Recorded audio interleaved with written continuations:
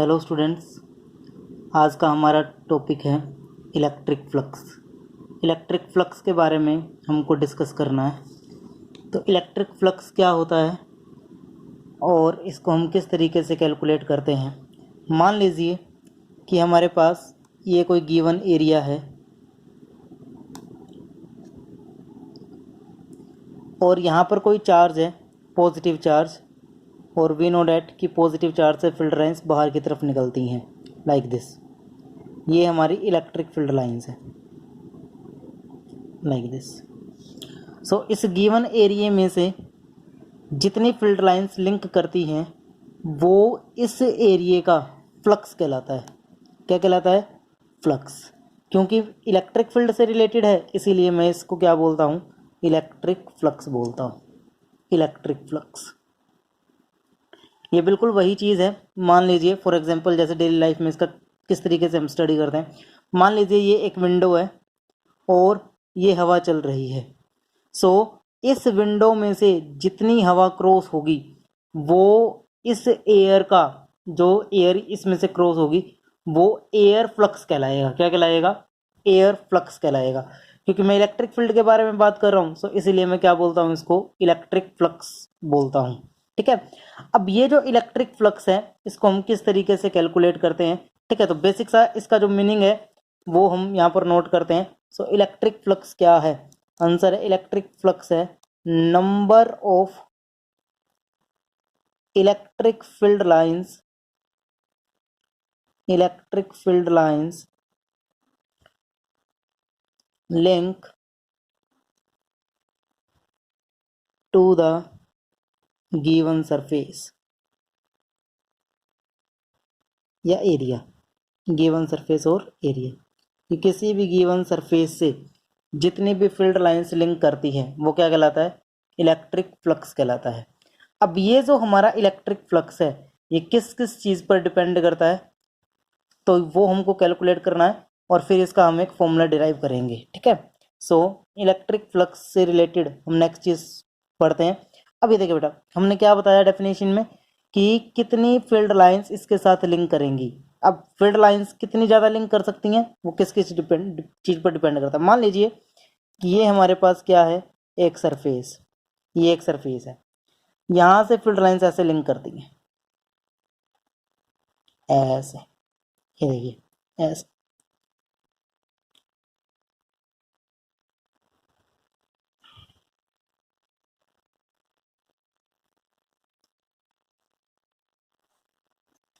अब यहाँ पर भी एक गिवन एरिया है, मान लीजिए।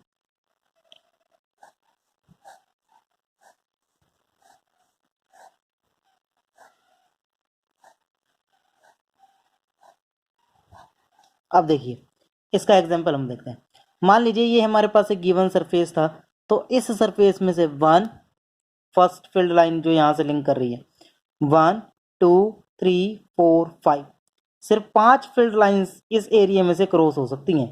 ठीक है, तो इसका जो फ्लक्स बनेगा वो 5 बनेगा इस एरिया का। ठीक है, अब इस एरिया की बात करते हैं जिसका एरिया बड़ा, लार्ज एरिया। अब 1 2 3 4 5 6 7 8 9 10, तो इसमें से 10 फील्ड लाइंस लिंक करती हैं, तो इसका फ्लक्स कितना कहलाएगा? 10 कहलाएगा। ठीक है ना, इसका फ्लक्स 10 होगा।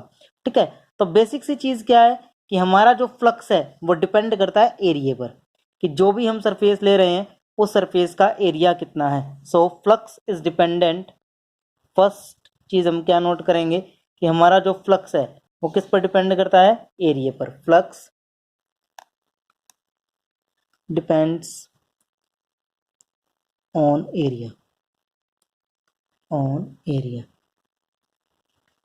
Of given surface, of given surface.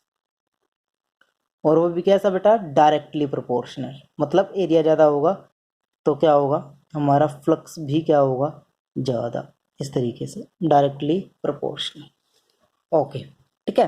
अब सेकंड सेकंड देखिए बेटा किस तरीके से फील्ड इंटेंसिटी। मान लो एक तो मैं फील्ड लाइंस ये ले रहा हूँ, इतना इतना गैप है, और एक मैं फील्ड लाइंस ले रहा हूँ ये क्लोज है।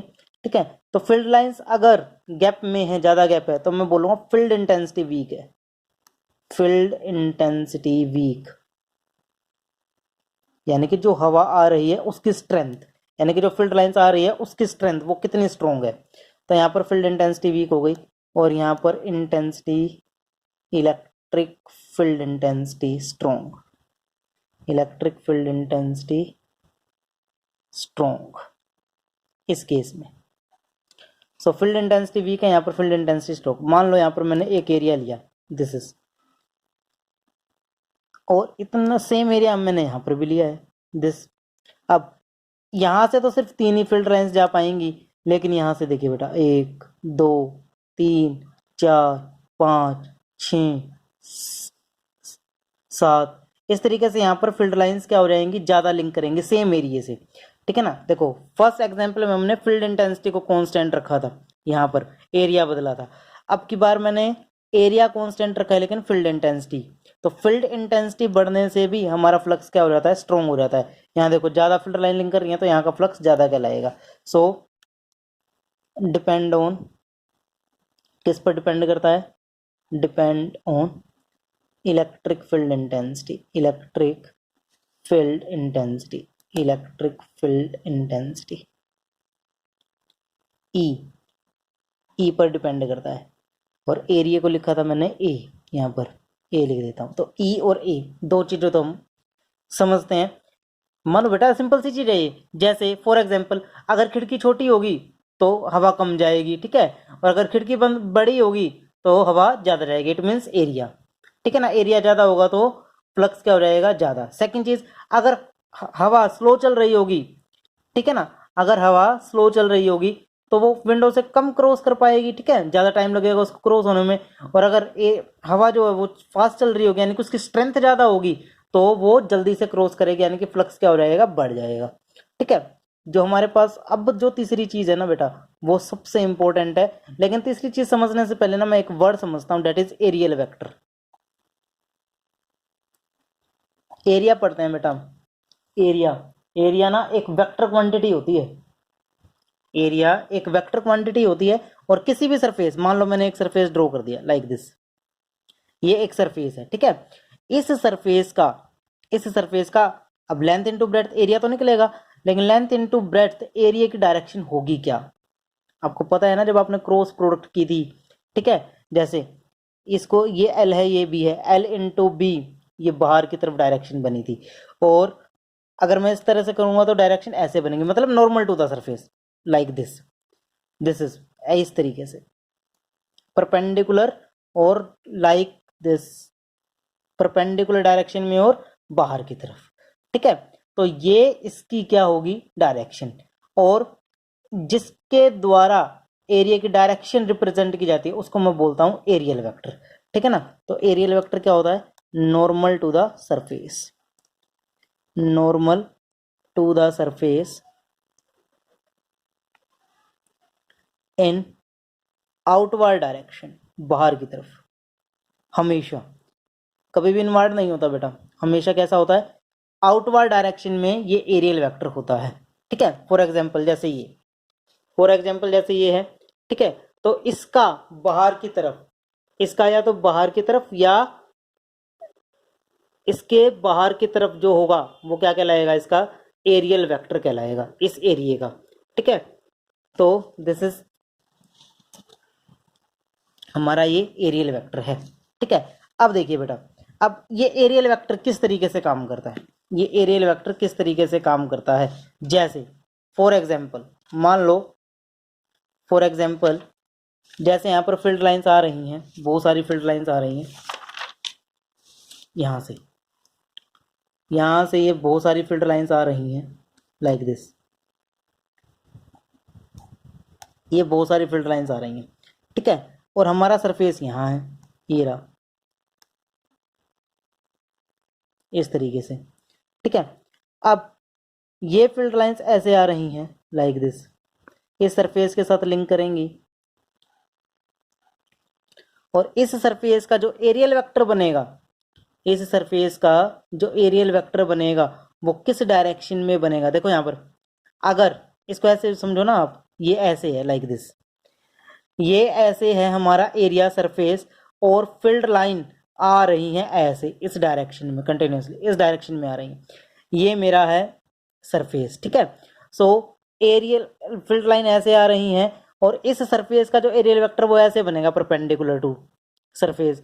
अगर ये एरियल वेक्टर ऐसे बना और फील्ड लाइंस ऐसे हैं तो दोनों के बीच का जो एंगल होगा वो 180 हो जाएगा, लाइक दिस।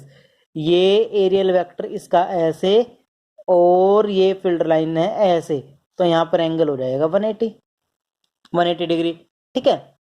अगर ये मेरा सरफेस ऐसे होता, मान लो विंडो हमारी ऐसे है और हवा चल रही है ऐसे इस डायरेक्शन में, इस डायरेक्शन में, ठीक है। तो हवा ऐसे चल रही है, ठीक है, लेकिन मेरा सरफेस ऐसे है, ये विंडो है, तो कोई भी हवा इस विंडो से क्रॉस नहीं कर पाएगी। तो विंडो से क्रॉस करने के लिए हमारा हवा अगर ऐसे चल रही है तो हमारी विंडो ऐसी होनी चाहिए, तब हमारा मैक्सिमम क्या होता है, क्रॉस होता है, ठीक है ना। तो इसका मतलब एंगल पर भी हमारा जो फ्लक्स है वो क्या करता है, डिपेंडेंट है, ठीक है। कि अगर हमारा एंगल 0 डिग्री या 180 डिग्री दोनों में से कोई बनेगा तो इट मीन्स हमारा जो फ्लक्स होगा वो मैक्सिमम होगा। और अगर हमारा 90 डिग्री फॉर एग्जांपल जैसे ये है, अब इसका नॉर्मल जो सरफेस बनेगा वो ऐसे बनेगा, नॉर्मल, ठीक है। तो नॉर्मल सरफेस आपका ऊपर की तरफ ऐसे बनेगा और हमारा जो पेन है वो डायरेक्शन है फील्ड लाइन की, तो इन दोनों के बीच में एंगल होगा 90 डिग्री। पेन क्या रिप्रेजेंट कर रहा है, फील्ड लाइंस, और ये हमारा जो थंब है ये क्या रिप्रेजेंट कर रहा है, areal vector. And what is the angle between them, 90 degree. और इस कंडीशन पर कोई भी फील्ड लाइंस लिंक नहीं करेगी गिवन सरफेस एरिया से, मीन्स कोई भी फ्लक्स यहाँ लिंक नहीं करेगा 90 डिग्री पर, ठीक है। सो हमारा अगर एंगल 180 होता है या 0 डिग्री होता है तो फ्लक्स मैक्सिमम, और 90 डिग्री पर फ्लक्स 0 हो जाता है, ठीक है। और हमको पता है, और हमको क्या पता है बेटा, कि हमारी जो फ्लक्स है ना, दो दो चीजें हैं यहाँ पर, कि हमारा 90 पर 0 बनता है और 90 पर 0 कोस एंगल दिखाता है। कौन दिखाता है, कोस, ठीक है। और बेसिकली वी नो डेट कि फ्लक्स क्या चीज है, flux just a normal thing, और ये एक ऐसी क्वांटिटी होती है स्केलर क्वांटिटी, और स्केलर में वैसे भी मुझे पता है कि कोस एंगल आता है, ठीक है ना, स्केलर प्रोडक्ट। सो फ्लक्स क्या है, फ्लक्स को रिप्रेजेंट करते हैं बेटा फाई से। इलेक्ट्रिक फ्लक्स है इसलिए मैं इसको लिखता हूँ ई से। सो ये मेरा electric flux is equal to किस किस चीज पर डिपेंड करता है, आंसर है electric field intensity E, area A, और cos theta. And what is the theta, theta is the angle between field intensity and areal vector. इन दोनों के बीच में ये हमारा एंगल है। सो हमारा जो फ्लक्स का फॉर्मूला बना वो क्या बना, ई ए कोस थीटा। ये हमारा इलेक्ट्रिक फ्लक्स का फॉर्मूला है, ठीक है। अभी हम पढ़ के आए कि it is a scalar quantity. Amount ही तो है कि कितनी फील्ड लाइन जाएंगी, बस अमाउंट है, ठीक है, कोई डायरेक्शन नहीं। So it is a scalar quantity. And SI unit is electric field intensity की एसआई यूनिट क्या होती है, न्यूटन, क्या होती है, newton per coulomb. So newton per coulomb, और एरिया की metre square. So what is the SI unit, newton metre square per coulomb. This is the SI unit. ये ऐसा यूनिट इंपॉर्टेंट है, इसको आपको याद रखना है, ठीक है। अब डायमेंशन की बात कर लेते हैं। डायमेंशन जो हमारी बनेगी, डायमेंशन फोर्स की डायमेंशन क्या होती है बेटा, m1 l1 t माइनस 2, साथ में क्या चल रहा है, l की पावर 2 मीटर स्क्वायर, और इसकी बेटा AT।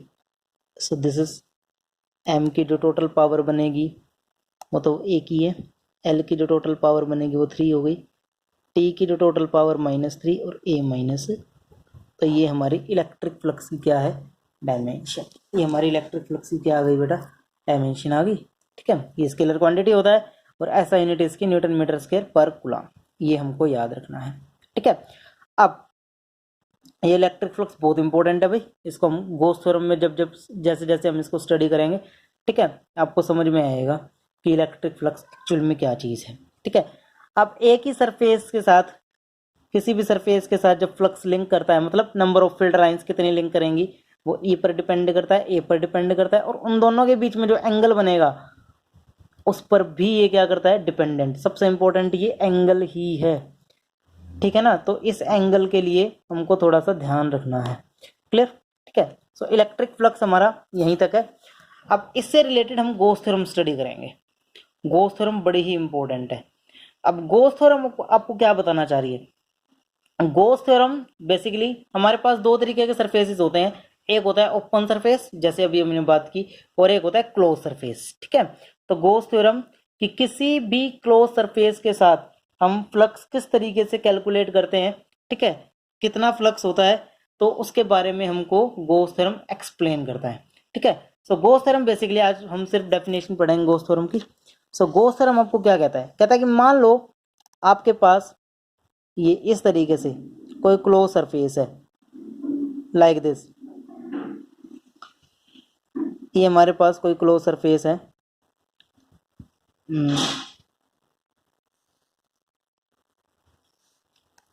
इस तरीके से,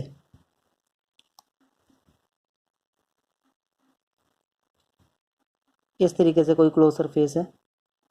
अब यहाँ पर इलेक्ट्रिक फील्ड लाइंस आ रही है ऐसे लाइक दिस। अब मतलब हमारा चार्ज आउटसाइड प्लेस है, आउटसाइड। अगर चार्ज हमारा आउटसाइड है तो गॉस ने इसको चेक किया कि फ्लक्स कितना लिंक करेगा, वो मैं भी आपको बता रहा हूँ। फील्ड लाइन ऐसे है बेटा, ठीक है, इस एरिया की बात कर रहा हूँ भाई मैं, ये एरिया, ये वाला एरिया, इसका जो एरियल वेक्टर बनेगा वो इस डायरेक्शन में बनेगा बाहर की तरफ, ये तो अंदर की डायरेक्शन होगी भाई, ये बाहर की तरफ नॉर्मली। तो यहाँ पर जो हमारा एंगल है वो 180 डिग्री है। इसका एरिया ए, एरिया तो सबका ए है भाई बिकॉज मैंने ये क्यूब लिया है, तो सभी 6 सरफेस है, 6 का 6 सरफेस का क्या है area A.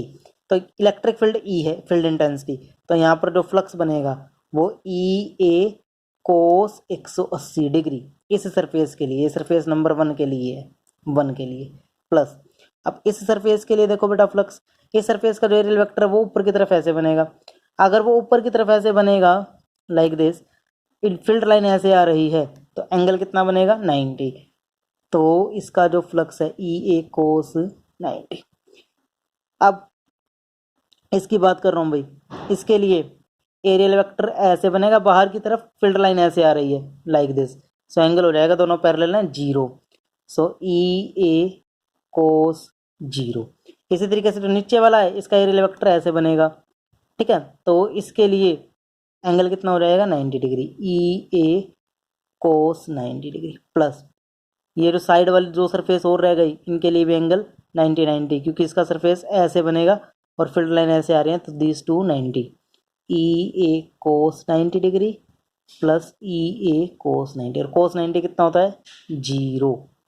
So this is 0, this is 0, this is 0 and this is 0, ये -1, सो माइनस ई ए, और ये हमारा जो ई ए कोस 0 1 होता है प्लस ई ए माइनस ई ए 0।